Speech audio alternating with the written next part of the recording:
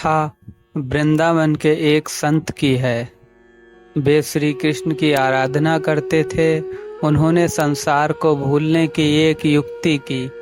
मन में सतत श्री कृष्ण का स्मरण रहे, उसके लिए महात्मा ने प्रभु के साथ ऐसा संबंध जोड़ा कि मैं नंद हूँ और बाल कृष्ण लाल मेरे बालक हैं। वे लाला को लाड़ लड़ाते और जब यमुना जी में स्नान करने जाते तो लाला को साथ लेकर जाते।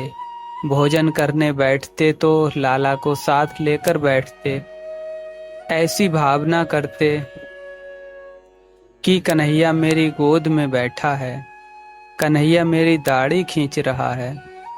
श्री कृष्ण को पुत्र मानकर आनंद करते। श्री कृष्ण के ऊपर उनका वात्सल्य भाव था। महात्मा श्री कृष्ण की मानसिक सेवा करते थे।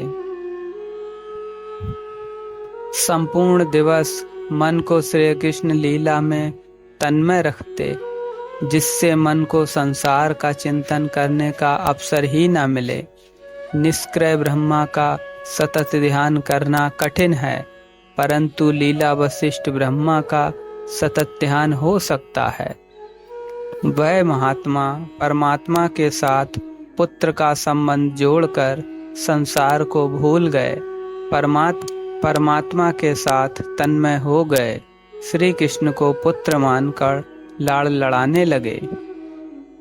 महात्मा ऐसी भावना करते कि कन्हैया मुझसे केला मांग रहा है, बाबा मुझे केला दे दो, ऐसा कह रहा है।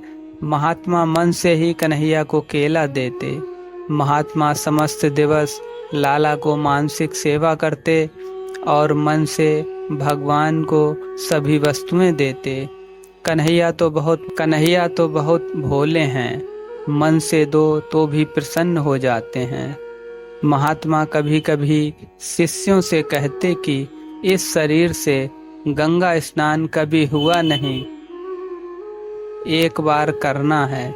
शिष्य कहते कि काशी पधारो।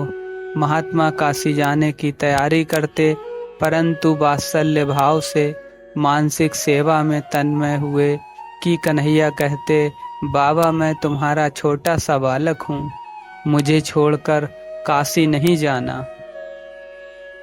इस प्रकार महात्मा सेवा में तन्मय होते। उस समय उनको ऐसा आभास होता था कि मेरा लाला जाने की मनाही कर रहा है, मेरा कान्हा अभी बालक है, मैं कन्हैया को छोड़कर यात्रा करने कैसे जाऊं? मुझे लाला को छोड़कर जाना नहीं है। महात्मा अति वृद्ध हो गए। महात्मा का शरीर तो वृद्ध हुआ, परंतु उनका कन्हैया तो अभी छोटा ही रहा, वह बड़ा हुआ ही नहीं। उनका प्रभु में बाल भाव ही स्थिर रहा और एक दिन लाला का चिंतन करते करते वे मृत्यु को प्राप्त हो गए। शिष्य कीर्तन करते करते महात्मा को शमशान ले गए। अग्नि संस्कार की तैयारी हुई। इतने में ही एक 7 वर्ष का अति सुंदर बालक कंधे पर गंगाजल का घड़ा लेकर वहां आया। उसने शिष्यों से कहा, ये मेरे पिता हैं, मैं इनका मानस पुत्र हूँ।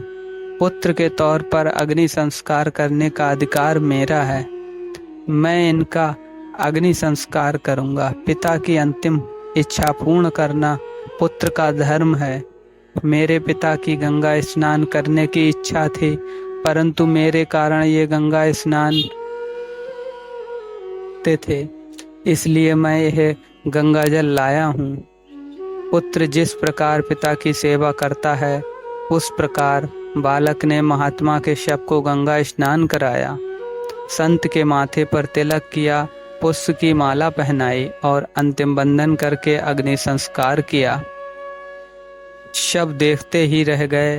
अनेक साधु महात्मा थे, परंतु किसी को बोलने की हिम्मत न हुई। अग्नि संस्कार करके बालक एकदम अंतर्ध्यान हो गया।